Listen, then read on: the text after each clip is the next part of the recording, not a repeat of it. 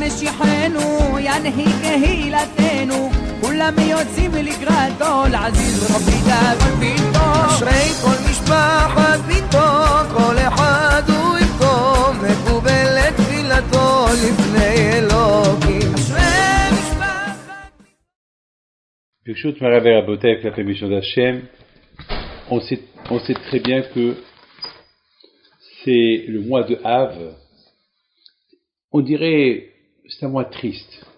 Et c'est vrai, nos sages disent que le mois d'Av, il faut être moins content. C'est la raison pourquoi il n'y a pas, pendant 3 semaines, il n'y a pas de musique, il n'y a pas de mariage, il n'y a pas de mitzvah, il n'y a pas de fête. Bon, une Brit Mila, c'est obligé. Parce qu'on n'a pas le choix. Une Brit Mila, même en Kippour, on l'a fait. Mais toutes les restes des choses où il y a une joie, il faut l'éviter. Pourquoi? Parce on dit que le mois de Av, c'est un mois de tristesse. Et chaque mois, il a sa spécialité. Le mois de Nissan, c'est le mois de la joie. Le mois de Sivan, c'est le mois qu'on a reçu la Torah. Le mois d'Elul, c'est les Slechot. Le mois de Tishrei, c'est Rosh Hashanah, Kippour.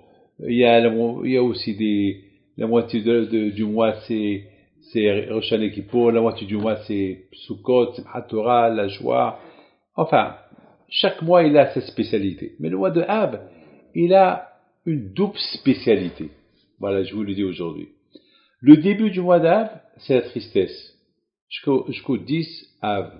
C'est complètement la tristesse, rien du tout. Mais à partir du 15 Av, c'est la joie. À cette époque, on dit, Lohayu Yamim Tovei Israël, Ketuvei Av. D'ailleurs, aujourd'hui, il y a beaucoup de mariages le 15 Av, le Tovei Av. C'est un jour de joie, un jour férié, un jour de magnifique. Donc, ça veut dire que le mois d'Av, il commence mal, il termine bien. Alors, finalement, il faut savoir une chose, que le mois d'Av, a priori, on croit que c'est un mois de malheur. Mais il faut dire que le mois de Av, c'est un mois de bonheur.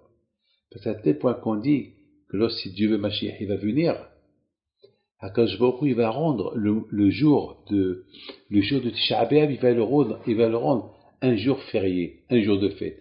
D'ailleurs, regardez, il y a beaucoup de gens qui se posent la question, mais comment est-ce possible que lorsque Mashiach, il va venir, le jour de Tisha B'Av va devenir un jour de fête, un jour de joie? Comment?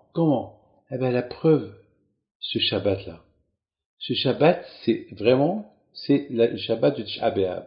S'il n'y avait pas Shabbat, aujourd'hui, ce soir, la veille du Shabbat, c'est la veille de Tisha B'Av. Et demain, Shabbat, c'est le jour de Tisha B'Av. Et qu'est-ce qu'on fait? On mange de la viande, on boit du vin, et on chante, comme s'il n'y a rien du tout. Alors que, si c'était tombé le jour de Tisha B'Av, un jour dans la semaine, eh ben, on aurait fait tout le deux. Regardez ce jour-là, le Shabbat, c'est un jour de joie. Donc, c'est la preuve que Be'ezat Hashem, lorsque Mashiach, il va venir, ça va même être devenir le jour de Tisha B'Av, un jour de fête, même que le jour de Tisha B'Av tombe en semaine, ça va être un jour de fête. Maintenant, je voudrais vous raconter une belle histoire que j'ai écoutée aujourd'hui. C'est un monsieur, il s'appelle Monsieur Suissa, il habite à New York. Il me raconte que son père, il lui a raconté que une fois, Rabbi Haim Pito était à Marrakech. Il est parti parce qu'à l'époque, Rabbi Haim Pito voyageait beaucoup à Marrakech. Il s'est à Marrakech. Et vous savez qu'à l'époque, il n'y avait pas les voyages, ça se faisait sur les chariots, sur les ânes. C'est pas comme aujourd'hui les voitures. Ça prenait peut-être une semaine de voyage à l'époque. Et Rabbi Haim Pito à la Shalom, et il voit ce monsieur Suissard qui passait dans la rue, et Rabbi Haim Pito, bien sûr, lorsqu'il est arrivé en ville, bien sûr, il a été accueilli par tous les grands rabbins parce qu'il était beaucoup respecté à Marrakech. Voilà, il y avait parmi tous ces gens-là, il y avait aussi un juif qui s'appelait Suissa. Et Rabbi Haim Pito l'appelle. Il a dit Shimon. Non, pardon, il a dit, lui, il était le fils de Shimon. Il a dit, Oul Shimon, le fils de Shimon. Il dit, il le connaît pas, hein.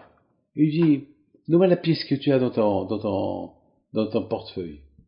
Il dit, Rabbi, tout l'argent que j'avais, je les ai dépensés, mais attendez, attendez, j'irai là où vous allez, je vous apporte ce que vous voulez. Il a dit non, c'est très urgent. La pièce que tu as. Il a dit la pièce que j'ai, mais j'ai pas de pièce. Quelle pièce? Il a dit non, il reste une pièce, peut-être tu l'as pas vue. Il reste une pièce. Alors le monsieur, il prend. À l'époque, il n'y avait pas de portefeuille. Il y avait des petits sacs en tissu où il gardait l'argent. Il ouvre. Il me l'a raconté ce matin. Hein. Ce matin, il me l'a raconté. Et c'est un monsieur qui a mon âge, 69 ans, mais c'est son père qui lui a raconté. Et puis, il ouvre le sac, il trouve une pièce, une petite pièce. Il dit, tu me la donnes. La charité te protège de la mort. Il dit, mais d'où elle sort cette pièce? Il dit, bah, tu as dû l'oublier, t'es là-bas. Rabbi, comment tu savais? Allez, va.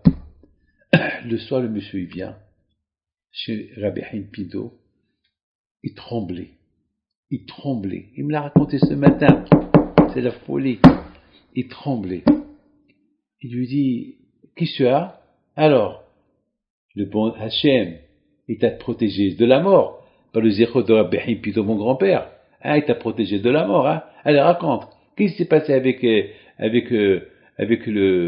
monsieur là-bas, avec le soldat, avec la, comment ça s'appelle, comment on l'appelle? La carabine. La carabine. Il dit, Rabbi,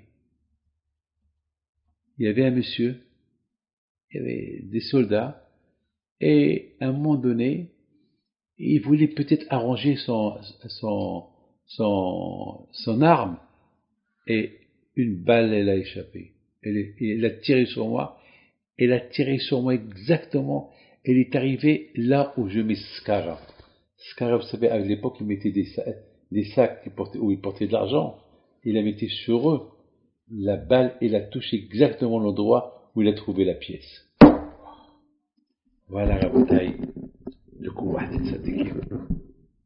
Donc, Be'ezat Hashem, lorsque Mashiach va venir, ce genre d'histoire, on ne va plus les voir. Il n'y aura plus de sang qui va couler.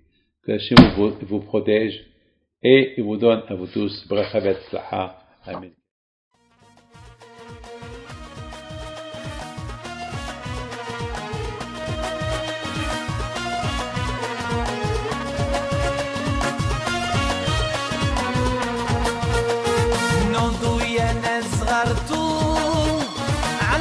حي بنتو وقف لنا زي